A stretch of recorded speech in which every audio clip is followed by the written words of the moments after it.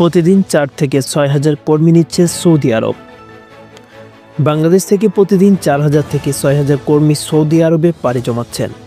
গত এক মাসের মধ্যপ্রাচ্যের এই দেশটি বাংলাদেশ থেকে নিয়োগ দিয়েছে 83 হাজার কর্মী, যা মাসিক নিয়োগের ক্ষেত্রে বিশ্বের মধ্যে একটি নজিরবিহীন রেকর্ড।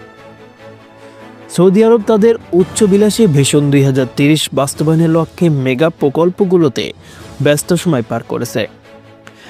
এতে কর্মসংস্থানের সুযোগ ব্যাপকভাবে বেড়েছে।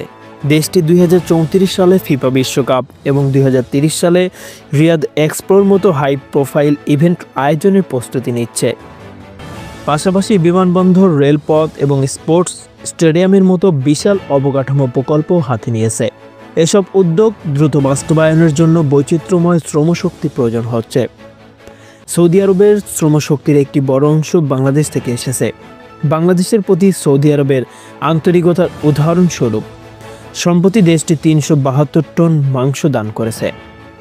বাংলাদেশের পররাষ্ট্র মন্ত্রণালয়ের তথ্য অনুযায়ী এই মাংস দেশের 64 জেলায় 95টি অঞ্চলে এতিমখানা, ধর্মীয় শিক্ষা প্রতিষ্ঠান এবং দরিদ্র জনগোষ্ঠীর মধ্যে বিতরণ করা হবে। বাংলাদেশ ও সৌদি আরবের এই সহযোগিতা উভয় দেশের জন্য ফলপ্রসূ।